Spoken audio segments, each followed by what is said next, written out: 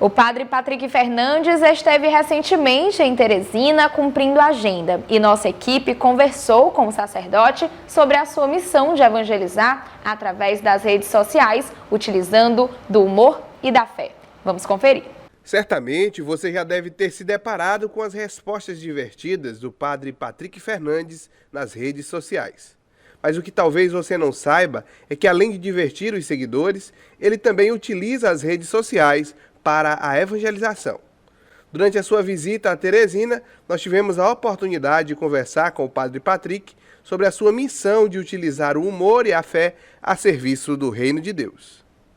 E no quadro Artistas da Fé de hoje, nós trazemos até o programa Em Tuas Mãos o padre Patrick Fernandes, que é da Diocese de Marabá, no Pará. Seja bem-vindo, padre Patrick.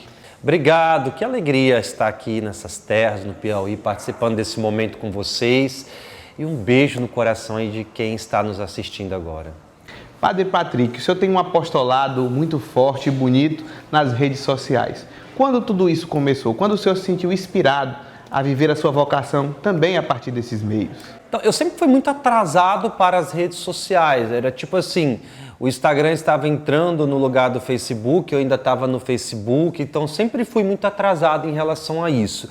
Até meu Instagram mesmo foi tardio, assim, todo mundo já tinha e eu demorei um tanto ainda para ter, eu não conseguia administrar tudo isso, serviço de paróquia. Mas aí a gente viveu aquele período de pandemia, que os padres ficaram um pouquinho à toa, assim, né? As missas a gente não celebrava com o povo, era sempre umas missas pontuais para as câmeras, cidade de lockdown, a gente não podia sair, aquela coisa toda, então não sobrou mais tempo para isso. E aí, até uma forma de eu conversar com as pessoas que estavam ali na paróquia, né? O meu povo, que naquela época eu deveria ter uns 1.500 seguidores, eu comecei a fazer essas perguntinhas no Instagram, essas caixinhas, mas de forma muito despretensiosa, sem imaginar que pudesse alcançar o alcance que tem hoje. Comecei ali, porque eu sempre entendi assim, se você quer fazer bem uma coisa, você tem que dar o seu melhor. Se você tem, às vezes as pessoas me perguntam, como evangelizar nas redes sociais? Você não precisa ter tantos seguidores para fazer isso. Se tem 100 pessoas que te seguem lá, são 100 pessoas que estão interessadas naquilo que você quer falar para elas, né?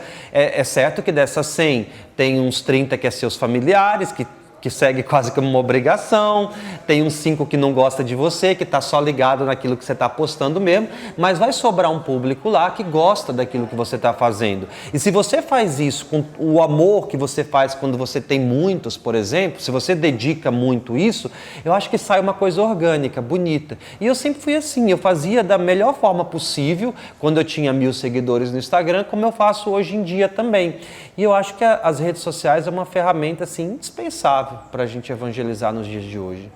Como o senhor enxerga a vivência da sua vocação através dessa experiência de ajudar as pessoas a estarem com Deus por meio do humor? Eu sempre quis ser útil, mesmo antes de ser padre, de querer ser padre, eu sentia vontade de ser útil, assim. Eu não queria que a minha vida fosse um acaso, assim, que eu vivesse sem que eu pudesse deixar marcas na vida das pessoas que eu fosse encontrando pelo caminho. Então eu me utilizei também do meu ministério para dar sentido a essa minha vontade, uma vontade de ser útil na vida das pessoas. E tantas pessoas que nos procuram fragilizadas emocionalmente e a gente tem ali uma oportunidade de devolver àquela pessoa a vida, a sua dignidade, a alegria e tudo mais. O meu ministério é ser padre, a minha vocação é ser padre, a internet é secundário, sempre foi. Mas já que Deus me confiou um público maior através da internet, que eu posso falar com outras pessoas que não estão na minha paróquia, é uma oportunidade que eu tenho também de fazer com que essas pessoas se apaixonem pelo Cristo, assim como eu me apaixonei também. A fé não é para si, né? Ela é para ser partilhada, é um dom que a gente precisa dar a outras pessoas. Quem o vê por meio das redes sociais, com a irreverência, a sua alegria, a dinâmica com que o senhor conduz os seus trabalhos, por vezes desconhece aquilo que está por trás. A pessoa que o senhor é enquanto pároco, mas também a pessoa que o senhor é enquanto homem. São naturalmente coisas conexas, juntas, porque o senhor é um homem padre e assim vive a sua vocação. Mas como foi para o senhor, superando os seus obstáculos, colocar seu nome, a sua voz diante de um público tão amplo, além da sua paróquia? Nunca é fácil você se expor. Eu não tenho um psicológico muito bom, não, assim, sabe? De dizer assim, eu nem ligo, por exemplo, uma crítica e tudo mais. Eu admiro pessoas que são assim, que são plenas a ponto de dizer, não me importa, não sei o quê. Às vezes um comentário ele tem um poder destruidor na vida de alguém, na minha também. Eu sou humano, né? E demais, humano demais. E às vezes uma mensagem de alguém que, sei lá, não me conhece ou me julgou por um vídeo isolado, faz com que eu fique triste de verdade, né? Eu acho que é muito trágico, assim, é muito perverso alguém, por exemplo, chegar para você e questionar a sua vida por causa de um vídeo que aquela pessoa não concorda, por exemplo. E isso faz com que a gente experimente assim, uma dor muito profunda mesmo. Eu até me omito assim, de ler mensagens e comentários e tudo mais, bem que eu gostaria, mas justamente por isso. Eu sei que o carinho é infinitamente maior, mas às vezes tem um lá assim, que acorda assim, hoje eu vou fazer o mal a alguém, né? Parece que é enviado pelo capiroto mesmo, né? Vou ferir, vou machucar, e isso gera uma dor muito grande. Mas eu tenho trabalhado isso em mim também, é inevitável, né? Aquela máxima parece ser um clichê falar que até o Senhor ele foi rejeitado, né? Quem sou eu para achar que isso não vai acontecer comigo também?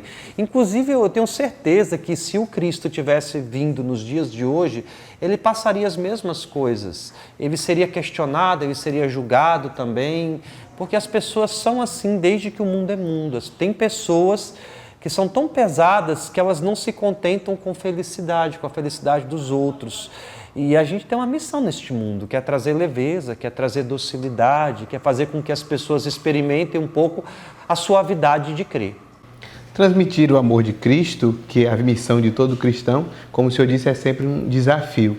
E diante desse desafio, nós vemos que o senhor sai muito bem, sobretudo nesse aspecto da alegria, do humor.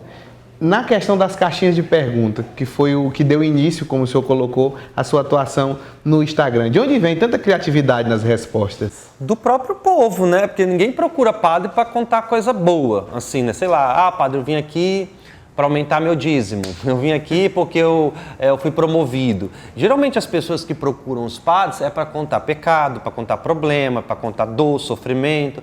Então, sei lá, chega a mulher e diz assim, eu não aguento mais o meu marido é isso, meu marido é mão de vaca, é isso, é aquilo. Então, assim, o povo acaba sendo um laboratório para a gente responder as caixinhas de perguntas. E aí eu vou transmitindo aquilo. Eu acho que o que chama atenção é um padre falar isso, sabe? As pessoas, nossa, um padre falando isso. É tanto assim que eu recebo algumas mensagens perguntando assim, você é padre mesmo, né? Assim, porque parece uma coisa estranha um padre falar isso.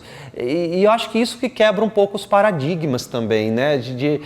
Não, eu sou padre, eu amo o meu ministério, e não é porque eu sou padre que eu não posso falar sobre algo. Eu posso falar sobre algo. É claro que a gente se policia muito também e a gente aprende errando, né? Eu já errei muitas vezes alguma palavra maldita, alguma palavra que eu não deveria usar, que ofendeu alguém. Então a gente vai aprendendo, acho que é uma construção. Se você, por exemplo, fala assim, no começo, eu era muito mais livre para responder do que eu sou hoje, porque hoje eu sei que parece que tem algumas pessoas que estão ali vigiando aquilo que eu estou falando para ter uma oportunidade de causar um hater ali, né? De uma acusação.